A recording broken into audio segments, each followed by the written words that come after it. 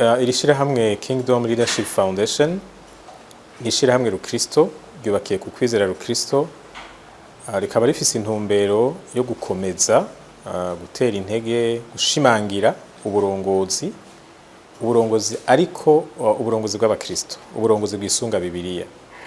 Hanyuma tubikora duciye mu nyigisho zitumbereye abarongozi batandukanye, duhereye ku barongozi b'amashengero hamwe n'abarongozi ba Kristo bakorera mu bisata bitandukanye, kugira ngo bashobore kwinjiza imico myiza iva muri Bibiliya mu burongozi bwabo, bakora uburongozi nk'abantu bo mu bwami bw'Imana.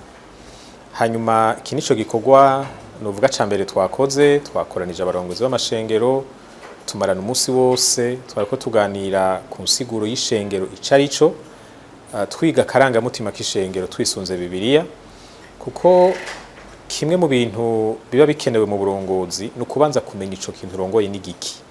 Mbega ishengero nyeneryo ariwe Yesu Kristo arivuga gute, Bibiliya irivuga gute, kuko ivyo bica bigira ingaruka ku murongozi waryo. Hariho ibintu uca utegerezwa guha agaciro kuko nyene ishengero yabihaye agaciro. Hariho ibintu biba bifatiye ku karanga k'ishengero uca usanga utegerezwa kubishira imbere mu vyo ukora, kuko ari vyo vyubaka ishengero ry'ukuri. Kuko murabona ko hariho igihe abantu biyita ishengero ariko uravye ivyo bemera, ivyo bizera, ivyo bigisha, ugasanga n'abantu bariko bigirira ibintu vyabo gusa bakavyitirira Kristo, ariko Kristo atari muri vyo. Hanyuma ico twiteze ni ukuduza urugezo rw'ubumenyi mu bijanye n'ishengero muri aba barongozi b'amashengero.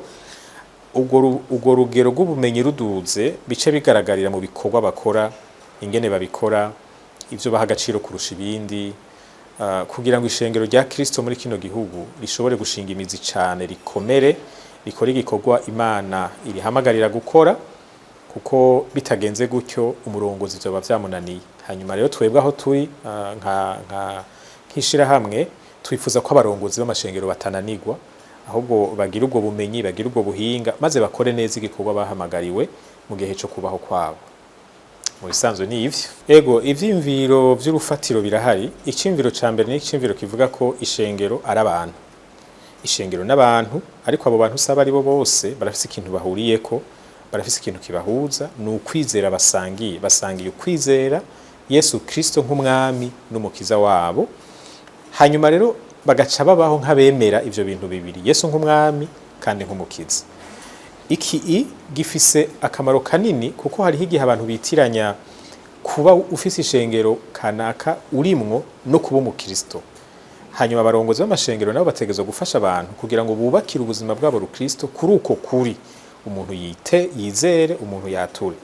Icimviro ca kabiri ni icimviro kivuga ko ishengero ari rya Kristo, niwe yariguze, niwe mutwe waryo, umwungere n'umukozi n'umusuku wa Kristo. Iki kigasigura yuko umwungere w'ishengero adafise uburenganzira bwo gutunganya ivy'ishengero nk'uko yaba ariko atunganya ibintu vyiwe.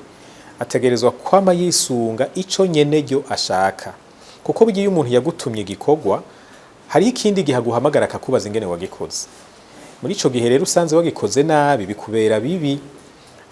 Na Yesu yaratanze akarorero avuga abasuku bizigiwe mu bikorwa, bamwe babikora neza, abandi babikora nabi, kandi inkurikizi ntizabaye zimwe. Ico rero ni icimviro gikomeye cane ku murongozi w'ishengero. Icimviro ca gatatu nkoramutima izi nyigisho zari zifatiyeko, no gutahura igikorwa c'ishengero. Ishengero riri mw'isi ngo rikora iki? Mbega iyo abantu b'Imana bakoranye baba baje gukora iki? Hariho ibintu bitandukanye ishengero rihari kugira ngo rikore, no gusenga no gutazira Imana. Ivyo bikwiye kugaragara iyo bakoranye, ntibakorane nk'abaje kuryoherwa gusa, nk'abaje gutera inkuru, ntikibe nk'ikintu cy'aka club social abantu bahora kugira ngo baganire, bamenyerane. Imana itegeza kubiri hagati mu vyo bariko barakora vyose. Twabonye kandi ko ishengero rihari kugira ngo rivuge ubutumwa bwiza bw'agakiza. Aho ishengero riri, umwijima w'ubuzimire n'ivyaha utegerezwa kugabanuka, kuko harashe umuco w'ijambo ry'agakiza, abantu bakigishwa Yesu Kristo icari, maze bakihana bagahinduka. Hanyuma ica gatatu twabonye ko ishengero rihari kugira ngo rirere abizera. Iyo abantu bakijijwe, baregwe, bigishwe, bahanurwe, bakurikiranwe, kugira ngo ingeso zabo zihinduke, baba bigishwa ba Kristo, kuko aho niho hahagaze no guhinduka kw'igihugu. abakristo badahindutse ingo zabo ntizihinduke, n'ikibano ntikizohinduka, n'igihugu ntikizohinduka. Igikorwa ca nyuma gukora ibikorwa by'urukundo, kugaragaza urukundo, gukora ibikorwa by'impuhwe, mbere n'ibikorwa by'iterambere bivanye n'ubushobozi bw'ishengero. Ivyo navyo ni ukugaragaza aho ubwami bw'Imana buri. Ivyo bintu rero bine amashengero ashoboye kubikora bituma agira amagara meza, maze agahimbara umwami Yesu Kristo ari wenyene ishengero.